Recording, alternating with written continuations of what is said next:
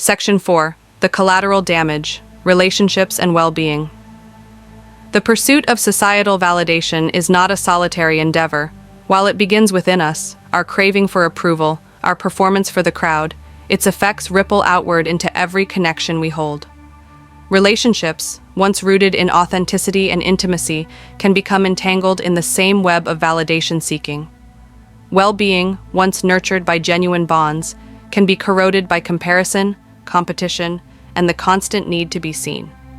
If the validation trap erodes our sense of self and the performance treadmill exhausts our energy, then the collateral damage is most clearly felt in the spaces that should bring us the greatest comfort, our relationships and our mental health.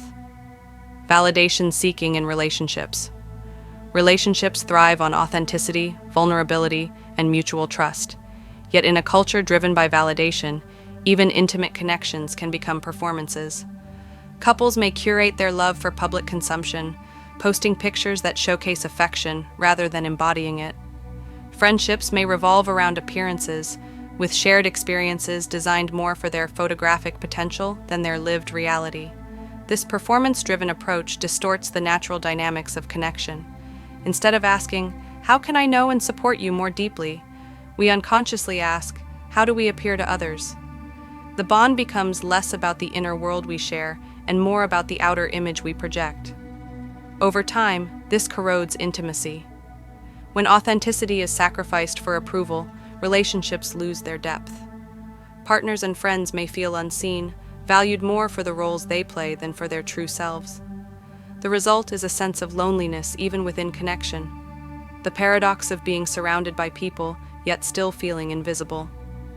Superficiality versus depth. One of the great tragedies of a validation-driven culture is the substitution of superficiality for depth. Because external approval is often based on appearances, relationships can become centered on surface-level qualities: attractiveness, popularity, social status, or success. This superficiality fosters instability. A bond based on appearance can crumble when appearances change. A friendship built on mutual validation can dissolve when one party no longer provides the expected approval. The depth that sustains relationships through difficulty is missing, leaving connections fragile and transactional. In contrast, authentic relationships are built on values, shared struggles, and unconditional acceptance. They do not require constant performance, nor do they depend on external applause. But these bonds are increasingly rare in cultures dominated by validation. Many settle for superficiality because it offers immediate approval, even if it lacks lasting fulfillment. Anxiety and depression in the web of validation. The emotional toll of validation seeking extends beyond the individual to shape broader patterns of mental health. Anxiety flourishes in an environment where worth is uncertain and dependent on external judgment. The question, "Am I enough?" echoes constantly, with every silence or rejection amplifying self-doubt. Depression, too, often grows in this soil. The absence of validation, or the realization that validation never truly satisfies, can lead to feelings of emptiness and despair. People may achieve outward success, yet feel internally hollow, unable to reconcile the applause with their inner sense of inadequacy. These struggles are not isolated. They ripple through families, friendships, and communities. A parent consumed by validation may struggle to be present with their children. A friend battling anxiety may withdraw from meaningful connection. A partner weighed down by depression may feel distant or unreachable. In this way, the pursuit of validation not only wounds the self, but also strains the bonds that hold us together. The social media amplifier. Social media deserves special attention in this context, for it functions as both a magnifying glass and a megaphone. It magnifies our insecurities by exposing us to endless comparisons, and it amplifies our need for validation by providing instant metrics of approval. In relationships, this amplification can be particularly destructive. Consider the subtle envy that arises when one partner compares the likes their relationship photos receive to another couple's, or the insecurity that grows when one friend measures their life milestones against the curated highlight reel of another. Social media blurs the line between personal life and public performance, making even the most intimate relationships vulnerable to the judgment of strangers. This constant exposure breeds not only dissatisfaction, but also competition. Instead of celebrating one another's achievements, we may feel threatened by them. Instead of supporting one another's struggles, we may conceal them to maintain appearances.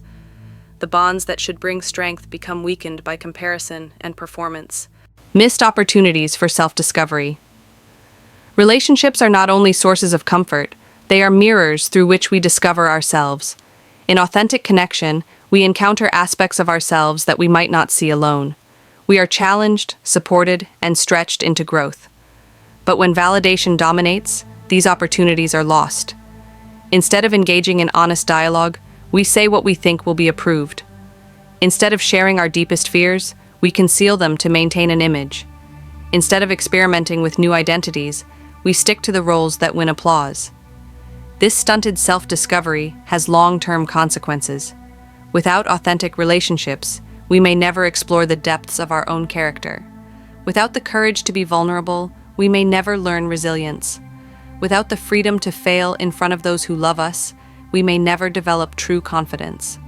The loneliness paradox. One of the most striking outcomes of validation culture is the loneliness paradox. Surrounded by connections, yet profoundly alone. We may have hundreds of online friends, thousands of followers, and countless social interactions, yet still feel isolated. Why? Because true belonging requires authenticity. When we are loved for our performances rather than our real selves, we cannot feel truly known. The applause may be loud, but the silence within remains deafening.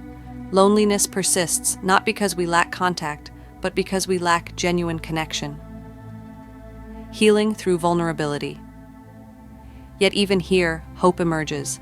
The antidote to validation-driven relationships is vulnerability.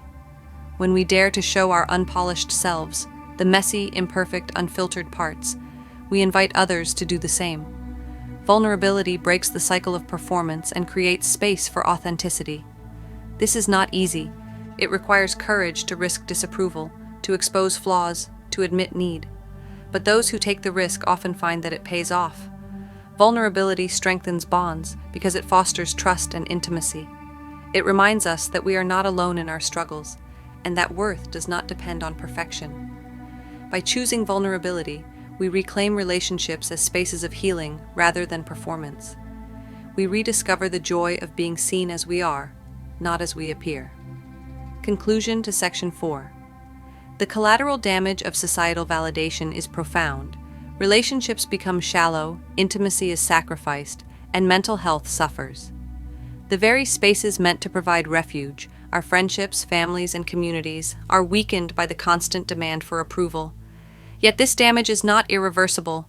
By resisting the lure of performance, embracing vulnerability, and prioritizing authenticity over appearance, we can rebuild relationships that nourish rather than deplete us. In doing so, we not only restore our connections, but also strengthen our own well-being. For it is in authentic relationships that we find the greatest validation of all, the quiet assurance that we are loved, not for what we perform, but for who we are. Section 5. Reclaiming your internal compass. If societal validation is a trap, and if performance, anxiety, and relational fractures are the consequences, then the path forward must involve reorienting ourselves toward a different source of worth. The compass we need does not point outward to the applause of society, but inward to the core of our being. Reclaiming that compass is not a single step, but a lifelong process of remembering, unlearning, and practicing. The turn inward.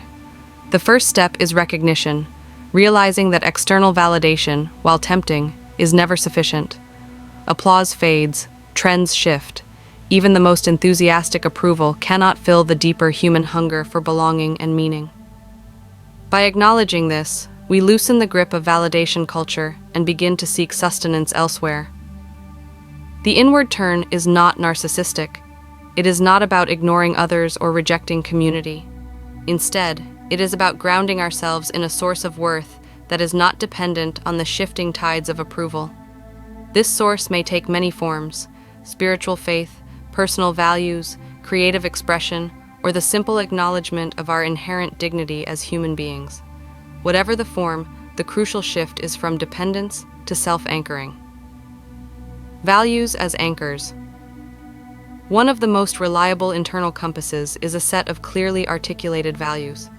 When we define what matters most to us, kindness, integrity, courage, curiosity, we create a foundation that does not crumble when external approval wanes. Living by values provides a metric for success that is internal rather than external. Instead of asking, "Did they applaud me?" we ask, "Did I act in alignment with my values?" The answer may not always be yes, but when it is, the sense of satisfaction is deeper and more enduring than any applause. This shift also reframes failure. If worth is based on approval, failure is devastating. It means rejection. But if worth is based on values, failure becomes an opportunity for growth. It is no longer a verdict on our identity, but a step in our development. Practices of self-compassion. Reclaiming the internal compass also requires gentleness with ourselves. Validation culture thrives on self-criticism, the relentless voice that says we are never enough, never admired enough, never successful enough. To counter this, we must practice self-compassion. Self-compassion is not indulgence. It does not mean ignoring flaws or refusing accountability. Rather, it means treating ourselves with the same kindness we would extend to a friend. When we stumble, we remind ourselves that imperfection is part of being human. When we feel unseen, we affirm our worth regardless of external response. This practice builds resilience. With self-compassion, we no longer crumble under disapproval, nor do we depend on praise to feel whole. We learn to stand on the steady ground of our own humanity. The courage to be authentic. Authenticity is perhaps the most radical resistance to validation culture.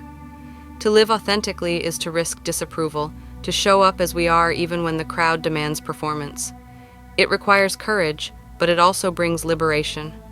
Authenticity breaks the cycle of performance. It frees us from the exhausting treadmill of constant approval. It allows us to cultivate relationships based on truth rather than appearances, and it opens the door to creativity, because true innovation arises not from imitation, but from originality. This courage can be practiced in small steps. Saying what we truly think instead of what we believe will be approved. Showing vulnerability in safe relationships. Allowing ourselves to fail publicly without retreating in shame. Each act of authenticity strengthens our internal compass and weakens the hold of external validation.